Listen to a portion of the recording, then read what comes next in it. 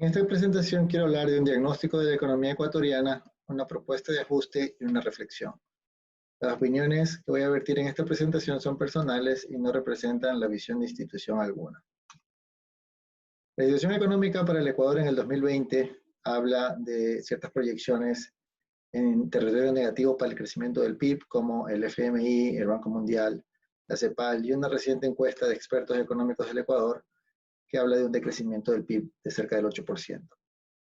El empleo, también a partir de esta encuesta de expertos económicos, indica que la tasa de desempleo se ubicaría en 8%, 4 puntos porcentuales por debajo de lo que fue la tasa de desempleo en el 2019, y mientras que la tasa de empleo adecuado se ubicaría en 35%, lo que significaría 4 puntos porcentuales por debajo de lo que fue esa tasa a diciembre del 2019.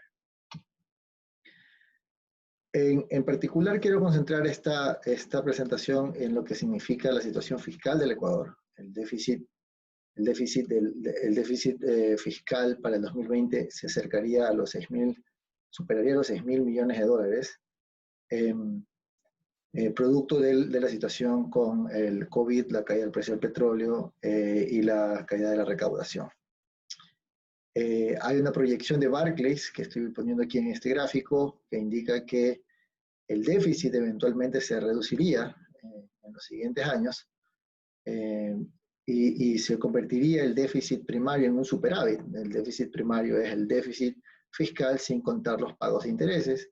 Como ustedes pueden ver en las barras grises, los pagos de intereses representan cada vez una mayor cantidad en el tiempo hasta el año 2030. Importante, de acuerdo a esta proyección de Barclays, no se pasaría a un superávit fiscal en los próximos 10 años.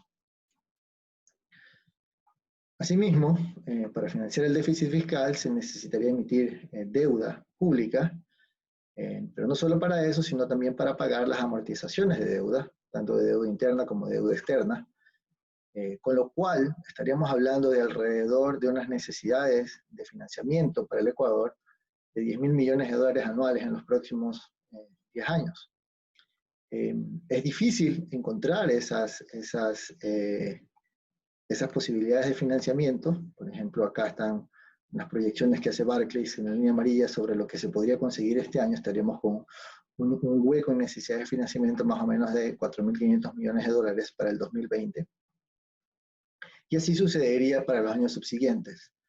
Por lo tanto, a pesar de los esfuerzos por reducir el déficit fiscal, los pagos de amortizaciones de deuda, tanto externa como interna, hacen muy difícil que Ecuador encuentre una senda de sostenibilidad fiscal que le permita no depender de los préstamos desde el exterior, ¿verdad?, para poder financiar las amortizaciones que necesita realizar en los próximos años. La deuda pública, de acuerdo a este análisis que se presenta en la diapositiva anterior, en este análisis la deuda pública alcanzaría alrededor del 70% del PIB, lo cual es muchísima. En este momento estamos hablando de una deuda pública que está alrededor de entre el 55 y el 60% del PIB. A abril de 2020 representa 57.200 millones de dólares, en donde el 70% es deuda externa y el 30% es deuda interna. De la deuda externa, el 21% es con multilaterales, 10% con bilaterales, mayormente China, el 33% son bonos soberanos, 4% bancos y 2% otras instituciones. En cuanto a la deuda interna, 24% son bonos, 3% son préstamos y 3% son atrasos. Entonces, hay una gran cantidad, la mayoría de la deuda se concentra en bonos soberanos, cuyas amortizaciones se tienen que realizar en los próximos años. En esta tabla, ustedes pueden ver la fecha de emisión de los bonos soberanos, la cantidad, la tasa de interés y cuándo es el vencimiento. De 17.375 millones de deuda que representan estos bonos soberanos, el 76% fueron emitidos antes del actual ministro de Finanzas. Eso representa 13.250 millones de deuda. Es decir, de ese monto, 5.000 millones, deben pagarse, perdón, más aún de ese monto, 5.000 millones de dólares, deben pagarse en los próximos 4 años, año 22, 23 y 24. Pues representa un estrés para las finanzas públicas, que cuando se emitió esta deuda no se pensó en lo que significaría pagarla más adelante. Usualmente cuando los gobiernos emiten deuda, se emite para que la pague otro gobierno, más allá del término de ese gobierno que emite la deuda, ¿no? ¿Qué pasa si no logramos el financiamiento faltante que mencioné hace un momento? Estamos hablando que hay una brecha de financiamiento que algunas personas consideran puede venir de préstamos de China, multilaterales, más atrasos, etcétera, para corregir la brecha del 2020. Pero ¿qué pasa si es que no se logra ese financiamiento? Claro, habrá que reducir más el gasto público, más de lo que ya sucedió hasta ahora, reducir la inversión, los sueldos, los subsidios, los combustibles, las compras públicas. Se puede entrar en un default de deuda externa, lo cual significa liberar o no tener que pagar recursos hoy. Sin embargo, vamos a tener que seguir pagando, no significa que no vayamos a tener que pagar los recursos del futuro, lo que significa pan para hoy y hambre para mañana. Otra posibilidad es subir impuestos para recaudar más y lograr más ingresos para el sector público. Sobre todo, si no se logra el financiamiento faltante, se pone en serio riesgo la dolarización. Si es que no es un tema de deseo, sino que si es que no se puede pagar sueldos públicos, ¿verdad?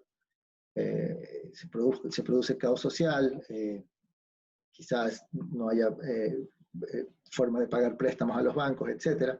Hay una serie de factores que podrían confabularse para poner en serio riesgo a la dolarización. ¿Cuáles son las alternativas? Desde mi punto de vista, ¿verdad? Aun si es que se lograse conseguir el financiamiento faltante, como decía, por parte de China y multilaterales, queda un largo tramo por recorrer para lograr sostenibilidad de las finanzas públicas. En un artículo que yo publiqué en mi blog hace unos 3 o 4 años, ya mostrábamos que las finanzas públicas del Ecuador se habían vuelto insostenibles aproximadamente desde el año 2014. Entonces, esta no es una noticia nueva, lo que pasa es que ahora nos toca corregir para poder lograr la senda de la sostenibilidad. ¿Cuáles son las alternativas? Bueno, una es reducir el gasto público, pongo en forma de pregunta, renegociar la deuda pública integralmente, subir impuestos. Entonces quiero tratar estos 3 puntos en la siguiente parte de la presentación. ¿Qué pasa con la reducción del gasto público? Desde el punto de vista económico y la evidencia empírica, es completamente indeseable reducir el gasto público en una recesión, ¿verdad? Hay unos papers más famosos de Auerbach y Goronichenko que muestran que lo menos deseable es reducir el gasto público en una recesión porque se acentúa la recesión, se acentúa el ciclo económico. Más aún, un paper del FMI del año 2018 muestra que la consolidación fiscal o la reducción de déficits, ¿verdad? Que se puede realizar por impuestos o por más impuestos o por menos gasto, en el caso de Latinoamérica es más provechoso o menos negativo hacerlo por el lado de los impuestos, porque se reduce menos el PIB, que lo que sucede cuando se realiza por reduciendo el gasto público. Contrario a lo que se ha mostrado para países desarrollados, en donde es preferible realizar una corrección fiscal por el lado del gasto antes que por el lado de los impuestos, porque por el lado del gasto el PIB cae menos que lo que sucedería ante un incremento de impuestos. Por lo tanto, ¿verdad? Si vamos a hablar de reducción del gasto público, tenemos que tener presente que en el caso de Ecuador, por ejemplo, a pesar de que este estudio es para Latinoamérica en su conjunto, podría darse el caso que la caída del PIB sea más grande que si es que la corrección se hace por el lado de impuestos. Sin embargo, la corrupción en compras públicas puede significar onerosos desembolsos por parte del Estado. En los 2 últimos años, entre compras públicas e inversión, el sector público no financiero se ha gastado alrededor de 13.000 millones anuales en promedio. Supongamos, no estoy afirmando que esa sea la realidad, pero supongamos que haya habido un 10% de sobreprecio por corrupción. En estos 13.000 millones de dólares de compras públicas e inversión, estamos hablando de un desembolso, ¿verdad?, por corrupción de alrededor de 1.300 millones de dólares por año. Si es que sumásemos la cifra en los últimos 10 años, ¿verdad?, estaríamos hablando de alrededor de 14.000 millones de dólares de corrupción. Ahorrarnos este monto de dinero, 1.300 millones, no debería significar sacrificio alguno en la cantidad y calidad de bienes provistos por el Estado, por obvias razones. Y es una cifra importante. ¿Qué otra cosa se puede hablar o se puede reflexionar sobre el gasto público? Y es que un estudio del Banco Mundial del año 2019 muestra que en el caso de Ecuador, los salarios públicos están alrededor del 35% por encima de los salarios privados de los empleados formales. Esto ocurre después de controlar o después de haber tomado en cuenta los años de educación de las personas, la experiencia, el género, etcétera, etcétera, etcétera, factores que pueden influir sobre el salario. Ya se determina que hay un premio en el salario por trabajar en el sector público del 35% sobre lo que sucede en el sector privado.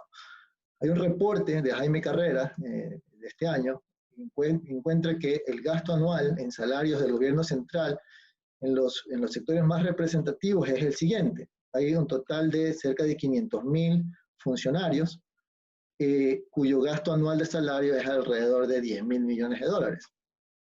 ¿Cómo se dividen en estos sectores que he puesto acá, que son los más representativos? Fuerzas Armadas se llevan 1.200 millones de dólares con un sueldo promedio mensual de 2.200 dólares. La policía se lleva 1.200 millones anuales con un sueldo promedio mensual de 2.000 dólares. Sector salud se lleva 1.600 millones de dólares anuales, un sueldo promedio mensual de 1.700 dólares. Educación, 2.900 millones, con un sueldo mensual de 1.300, mientras que la judicatura y la fiscalía se llevan alrededor de 500 millones, con un sueldo promedio mensual de 2.600 dólares. Si contásemos los GATS, o los gobiernos autónomos descentralizados, el IE, las empresas públicas, tendríamos 100.000 trabajadores más con una masa salarial adicional de 1.000 millones. Entonces, tener salarios más altos en el sector público provoca que los trabajadores del sector privado quieran migrar hacia el sector público y que éste se convierta en fuente de clientelismo político. Los salarios del sector público deben seguir aquellos liderados por el sector privado y mantenerse competitivos a ese nivel. El paso hacia una reducción de los subsidios de combustibles que ya se hizo este año se ha dado en la dirección correcta y esperemos que se mantenga y que en la práctica genere los ahorros que espera el Estado. Un tema que yo desconozco, pero que vale la pena preguntarse es si es que se puede emprender en una reingeniería del sector público para hacer más eficientes las estructuras de los gobiernos locales, en general la división política del país, porque algunas veces se escucha que hay funciones que se duplican, ¿verdad?, en la división política del país. Pensar en, por ejemplo, desaparecer prefecturas o, quién sabe, tendencias políticas que impliquen nuevas funciones para otras instituciones, pero que se pueda reducir el tamaño del Estado, sin perjudicar los servicios que proporciona el Estado a las provincias y a las ciudades o a las poblaciones más pequeñas, ¿no? Segundo punto que quería tratar era el tema de la renegociación integral de la deuda pública, ¿no? El gobierno ha emprendido acciones para renegociar la deuda pública, especialmente bilateral, especialmente con China, y comercial con los tenedores de bonos, tratando de aumentar plazos, disminuyendo la deuda, el capital, y tratando de lograr tasas de interés competitivas. Sin embargo, hay un alto componente de deuda pública, alrededor del 30% del total que hablé al inicio, que es deuda interna. Son bonos, CETES, atrasos. Esta deuda también debe ser renegociada y creo que no ha habido una iniciativa en el pasado con respecto a esta renegociación que sería importante para dejar de poner presión al presupuesto. Estas acciones sin duda merecen el respaldo de la ciudadanía y fundamentalmente de los actores políticos del país, porque esta renegociación involucra años futuros en los que otros gobernantes estarán a cargo de ejecutar los planes de la renegociación. Si es que los mercados ven que no hay ese compromiso de parte de los actores políticos que podrían tomar el gobierno en el siguiente año, va a ser muy difícil renegociar, lo que va a implicar que esa brecha de financiamiento sea complicada de lograr. La tercera alternativa que había conversado es subir impuestos. Sin embargo, es muy difícil pedirle a la ciudadanía que haga un esfuerzo pagando más impuestos cuando el esquema impositivo ecuatoriano es percibido ya como agobiante. Más aún cuando las noticias recientes sobre actos de corrupción en compras públicas han sido tan escandalosas. Si aquí simplemente quiero hacer una pequeña comparación de cuál es la carga impositiva de Ecuador comparado con el promedio de América Latina. Mientras América Latina tiene una carga tributaria total del 23%, Ecuador está en alrededor del 21%. En cuanto a bienes y servicios, América Latina está en alrededor del 11.5% y Ecuador en el 10%. Los impuestos a los ingresos y ganancias representan en Latinoamérica el promedio 6.3% del PIB, en Ecuador solo alrededor del 5% del PIB, mientras que en términos de seguridad social, sí, Ecuador contribuye más que el promedio de Latinoamérica. Entonces parecería que hay un espacio, ¿verdad?, para lograr un poco más de recaudación, ¿sí? Sin embargo, hay que pensar por qué los impuestos son perjudiciales, por qué no es deseable subir impuestos desde el punto de vista económico. Porque los impuestos afectan las decisiones de consumo, trabajo e inversión. Por ejemplo, el impuesto a la renta reduce el incentivo a trabajar más. Un impuesto a los rendimientos de capital afecta los incentivos a invertir. Si es que la rentabilidad del capital baja, yo no voy a querer ahorrar, sino que prefiero consumir. Un impuesto a las herencias, por ejemplo, afecta el incentivo a ahorrar a lo largo de la vida. Sin embargo, la situación de las finanzas públicas es apremiante y no queda otra alternativa que subir la recaudación a través de un aumento de impuestos. Yo dividiría esta estrategia en decisiones coyunturales y en decisiones estructurales de largo plazo. Las coyunturales tienen que ver con los efectos del COVID. ¿Cuál es mi propuesta coyuntural para lidiar con el COVID? Yo propongo un impuesto al patrimonio que recaude alrededor de 1.000 millones solamente durante el año 2020. Si es que ese impuesto solamente, o llamémoslo contribución, solamente ocurre en el año 2020, no se reduciría permanentemente el retorno, ¿verdad?, de las inversiones después de impuestos y por lo tanto no se deberían afectar significativamente las decisiones de acumulación de las personas para aumentar su patrimonio a lo largo de la vida.